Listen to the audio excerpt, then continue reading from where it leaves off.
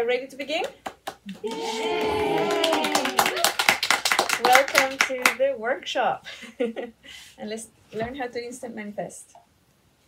Day 1. So, introduction to manifestation. I think everybody here is familiar with what is manifestation.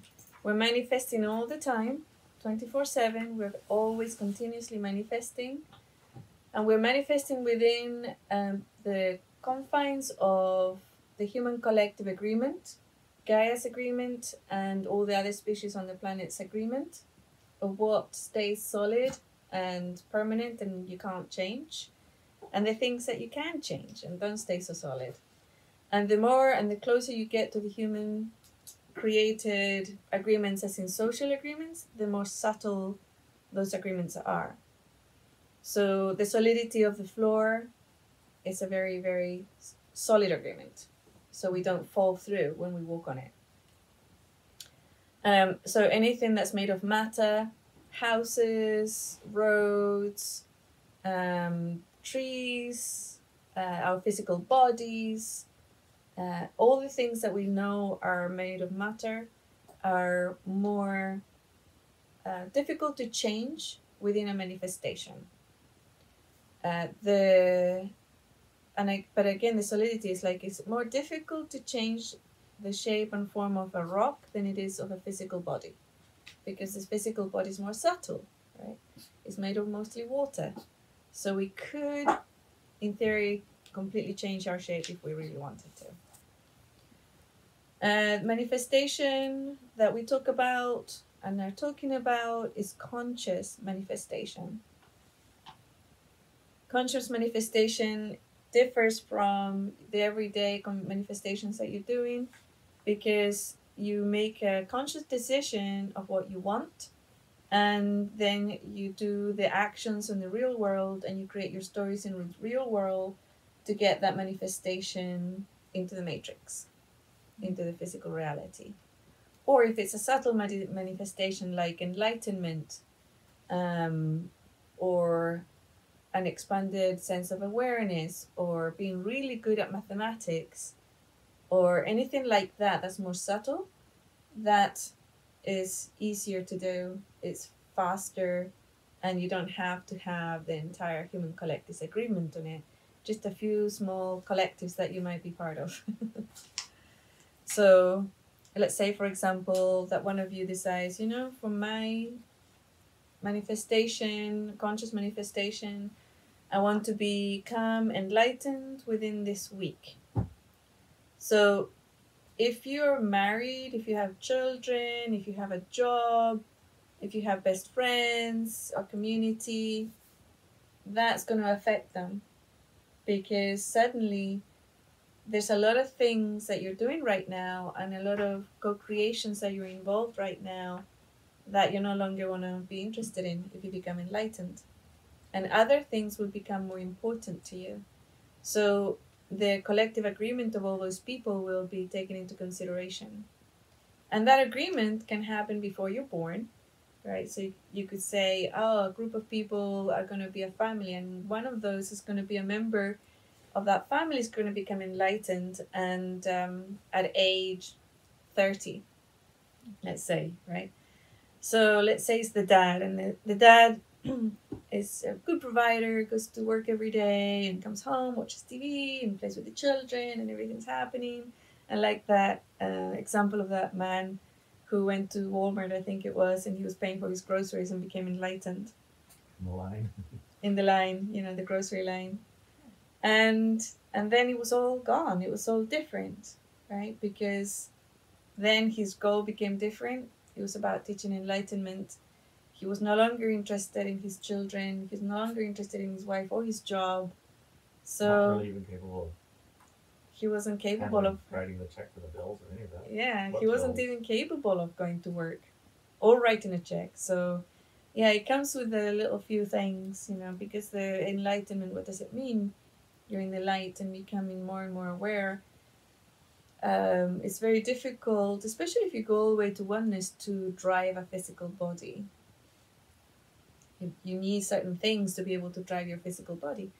And those are limitations. That's why we come in here. Another part of manifestation is that we create within limitations of the physical universe, the collectives that we're part of, and the other limitations that we might have adopted on the way and integrated into ourselves from the society, the programs, and all those things, belief systems, and what we came here to do. But that can be changed because you can change your mind at any time. Okay, so but there's still limitations from those items. And when you become conscious about manifestation, you can put a lot of those things in auto drive, so you don't have to consciously manifest the road as you're driving. Okay, you don't have to manifest this floor to be solid. It's all on auto drive because it's a collective agreement. Okay, so there's a lot of things that can go on auto drive, and then you can choose. Oh, I want to keep my shape, so I'm going to just leave that on auto drive. Yeah. I want to continue with all of my relationships. I'll continue with that as my auto drive. I have these 5 high frequency relationships that are great. I love them. They can stay on auto drive, and I have another 3 that are really low frequency. I'm going to work on those so that I start manifesting high frequency relationships with these people. So I'm going to become conscious about what I do, how I respond, how I react, and what stories am I weaving with these people. Right, so that's the difference between conscious and unconscious manifestation. Often we can go on auto drive on the world today, the Western world. The aim is that everybody's on auto drive all the time, so that the programs from society, culture, and the media can go straight in and be carried out. And that's achieved through intense fear, but also distraction. How do you distract a person? You overload them with information. Okay, and the information is visual, stimulation, ears, emotions, situations. That's why, and people tend to be, kind of addicted to that. Mm-hmm. So some of the most viewed shows on television have complete drama, like intense drama. And because people are kind of, whoa, their attention goes straight in, zoom in, because we came here to have experiences. And that's a very, very high intensity experiences of drama. So people go straight in, and through that weaving of that drama, they put in the programs, they put in the body traumas and all sorts of things, the fears. It's very, very clever. So one of the things I would suggest to become an instant manifestor, a conscious manifestor, would be to stop some of that data coming in. Yeah, switch off the television and the news especially. Don't watch the news.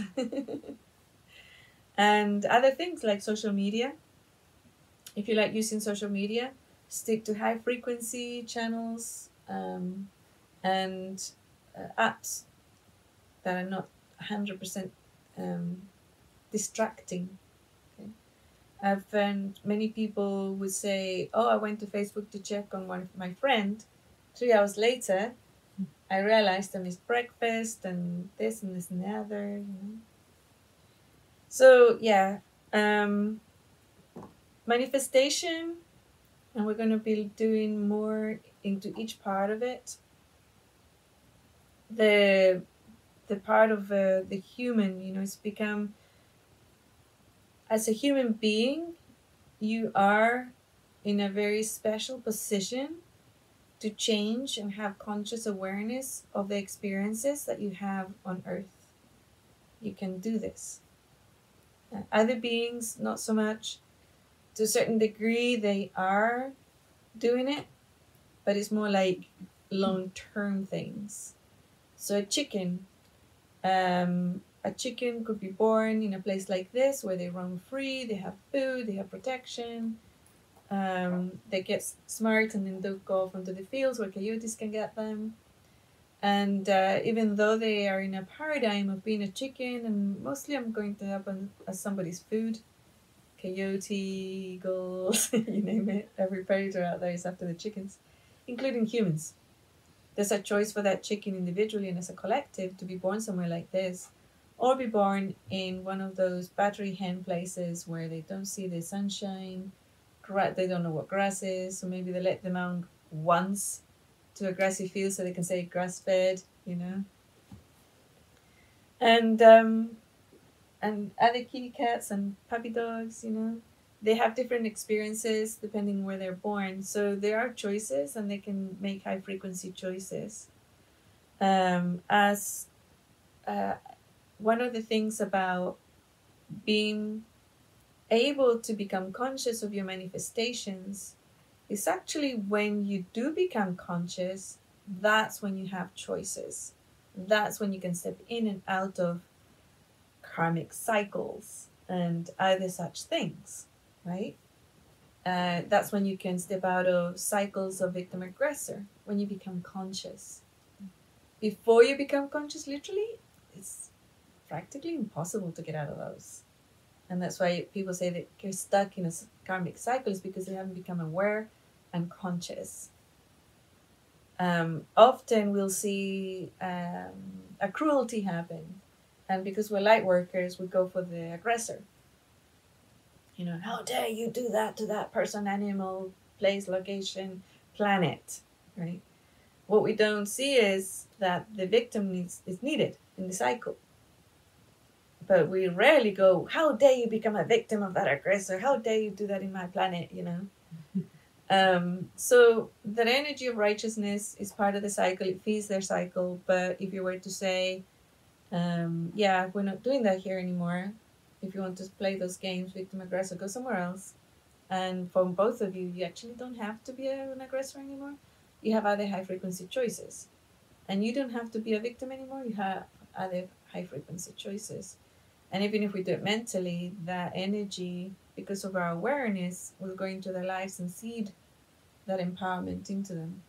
And that seed can sprout this lifetime, today, tomorrow, or in their next lifetime, maybe 100 lifetimes down the road, but it will sprout because it's there. And why doesn't it sprout before? Because of the free will of a divine eternal being. Their higher self knows better.